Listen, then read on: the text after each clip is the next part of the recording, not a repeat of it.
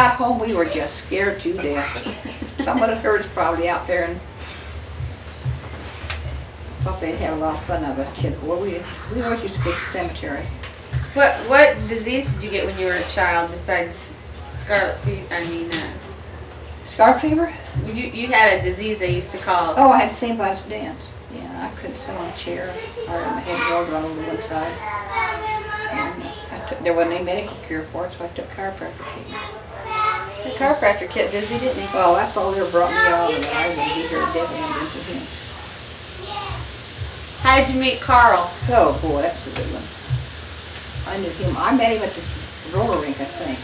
And I didn't like him at all. I couldn't stand him. I thought he was so cocky. And so one time, Mom and Dad were down in Counts Bluffs, and Florence and Kenny were going together. And they went to come to our house, and I said, okay, but you have to get me a date. So they got me a blind date with your dad. And I went with him that day, and we were married 3 months later. So that's what it was. We were married. We went down to we had planned on getting married at a different date, and I was down in the Alkalies, and I said I better go up to Beulah's and get my hair fixed because Carl's so I would come down here and want to get married anytime. Anyone got that out of my mouth, and here he come. Wanted to go get married right now. Didn't have a hair fixed or anything. Didn't even have a chance to get it done. I didn't have all my clothes. So we got on the finished and went to Council Bus and got finished getting my clothes. Went home and got ready, got on the bus and went down there. We had to sit on the porch for how long before Scott the preacher and his wife came home. And they came home and we got married. And it started snowing and blowing and it got so cold and I didn't have a coat. Big old blizzard came up and we had to walk home. And your dad got pneumonia and he was in the hospital and CC camp for quite a long time. What was the CC camp? Civilian Conservation Corps. It was run a lot like an army camp. They had war uniforms and had bed taps, bed call and everything. It was run just like an army, like a camp. But they had their officers just like an army. So when you guys got married, did that release him from his duties? No, he was still there we got married in November and he was there till February. In February we went to Des Moines. He started working for Homer. Where did you live at when your dad was in the 3C camp? Oh, our first home was in Beulah and Orville's. They lived in 2 back rooms and we lived in 2 front rooms up in 5th Street Hollow, up on 5th Street, there in Missouri Valley. That was our first home. You just go right up the hill and around the corner, it's the cemetery, right down the hill from the cemetery. About the 3rd house down, as you come down the road on the right left-hand side of the road. That was our first home, those two rooms. And we lived there till we went to Des Moines. Did Dad have to stay at the CC camp though? I mean, he had to go there every night during the week, or did he get off on weekends, or? No, after we got married, he came home every night. Oh, okay. But, you told me a story one time about him getting crabs or something. oh yes, someone slept in his bed when he came home one night. He slept. I guess he had to stay all night sometime. He went back up there and someone, he got crabs from this guy. Boy, was he mad. He was about killed him. Oh, what else do you want me to tell? Let's see. About how when Julie told Linda about her. No, she did. She didn't know anything about that one. How long were you and Dad married before he passed away? We were married, before Dad died, we were married 40. We were married in 1940 and he died in 1986. We were married 46 years. He lacked a month from it. So many days would have been 40. I've been 60 so. 66 years old. We had the kids gave us our 35th wedding anniversary, which was real nice. We had it in the church in Missouri Valley. And a lot of people were there then. That's our dishwasher. How many grandchildren do you have? How many grandchildren? I have 9 grandchildren. The oldest one is Wayne, and then Raymond, then Steve, then Kim, then Shane and Todd, Melissa, and Brian. Shane and Tammy. Oh, Tammy. Oh, gee, I forgot Tammy. Poor Tammy. Shane and Tammy and Todd and Missy and Brian. Do you have any great-grandchildren? 5 great-grandchildren. 6 now. We'll be 6. Yeah. Thursday I'll have 6. Right now I have 5, but Thursday I'll have 6. And Krista, Jordan, Derek, Kyle, and Garrett. Garrett. Oh boy, I'll tell you. And what will be the ones on Thursday? What will be that great-grandchild? Nicole. Nicole. Why don't we call her something else? What have I been calling her all this time? What do I call her? Michelle. I want to call her Michelle for some unknown reason. I don't know. Either her or Sherry one, I call Michelle. I have to have Michelle in there. Whoever has a baby, they better name Michelle, because that's going to be the name. Michelle. Well, where do you live now? Well, I had to move to Oklahoma to be around my little brat of the family. No, after Dad died, I moved to Oklahoma. Sold my house to Kim and Matt and moved to Oklahoma. I've been down there for 6 years. Where do all your children live? Marvin lives in Council Bluffs. Terry lives in Naples, Florida. Julia lives in Galesburg, Illinois. And Luann lives in Gold Tree, Oklahoma.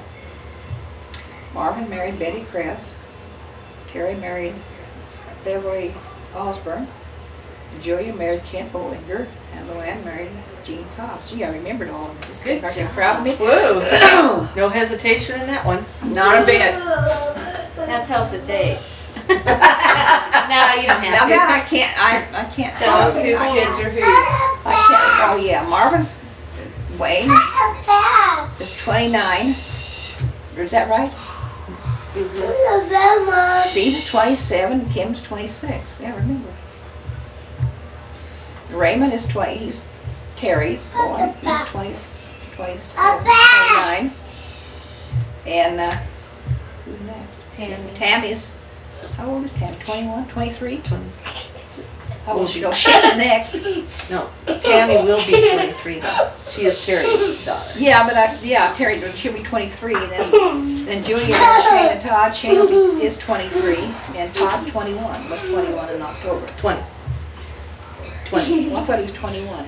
20. Oh, okay. I missed that one. And then Luann and Jean have Melissa and Brian. Melissa's 17. Brian's 16. And don't let me tell.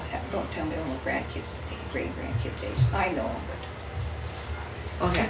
Well, you She's gotta moaning at the girl. least list their names. but she did. I She did. Oh, I know all the rest of their names. I remembered. I remembered it. But the great-grandchildren only belong to Marvin. And Terry and Wayne.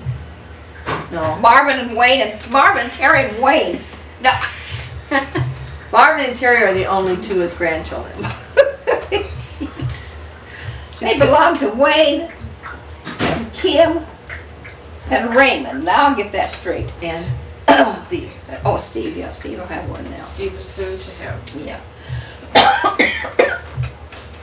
Let's see, what else can I tell you? When we were kids, we always made our own fun. We didn't have anybody else to go out and buy toys and everything for us. We made our fun. We lived in this house and had a basement. And a big, in the wintertime it was a coal bin, part of it a basement.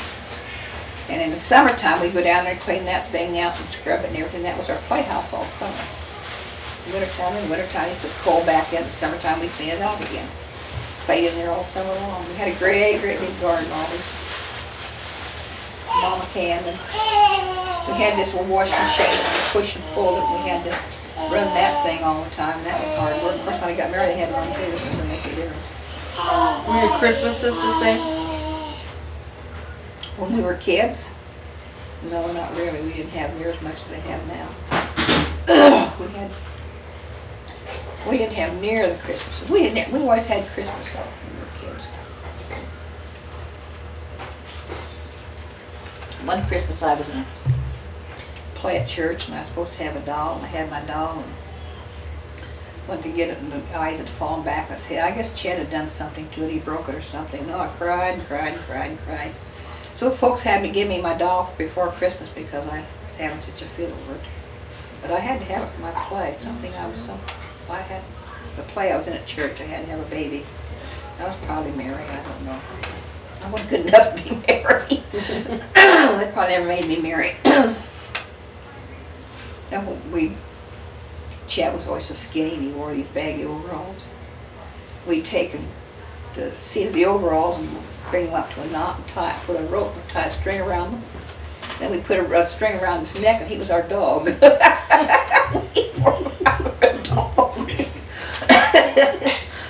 He always had to have a tail.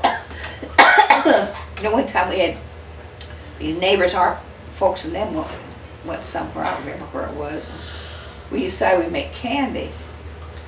So we got the sugar and everything and made this chocolate fudge, and after we got through we discovered that the sugar was full of these little red ants. So we didn't eat any of the candy, but Chet and the neighbor boy, they ate every bit of it. We didn't eat any of the red ants in it. We were honored. Of course, Luann was just bad about some things, about the spinach. She wouldn't, and olives is where Luann got. She was the only one that ever got in these kind of trouble. She would want olives. I said, you take one olive, and if you like it, okay, I'll give you some more. Oh, I like them. Filled her plate clear full of green olives. She ate them, every one of them, too. Cute them up, too. All on that plate she ate. And then one time we had spinach. And every time we set spinach by her plate, she'd holler and yell and scream. I know what's ever my plate. So I made her eat spinach. I didn't ask for it either. Oh, yes, you did. We told you if you kept it up, what was going to happen to you. You didn't make any difference to you. You just went on anyway. You were always determined. Do you remember that the toaster caught fire? Mm-hmm. I remember that. That was scary. Oh, yeah. Marvin had come home and made some toast. And It's his fault. I knew It's it. Marvin's fault. Yeah, and made toast and put the toaster back and put the My cover on Aunt like the rest Jemima. was. And in the middle of the night, I woke up and I could see flashing lights, sparks going across the kitchen floor, kitchen. Went in there and boy, that thing was on fire. And the cupboards were on fire, burning. And I think Marvin came in and pulled the plug out, or I pulled out for him. You did, didn't you, Marvin? From the wall. I don't remember which one, but we got it put out. Dad was on the road at that time. Yeah, Dad with the wasn't truck driver. home. Burn up my Aunt Jemima doll. Yeah, it was a little Aunt Jemima toaster doll we put on there. I don't know what happened, just shorted out or something. Then one time Dad had got this gun, and he was going to go duck hunting, and he was making a plug for the gun because you only have 3 shells in it. Sitting there trying out, he had a sore finger, and somewhere or another he put his hand on that trigger of that gun and it went off.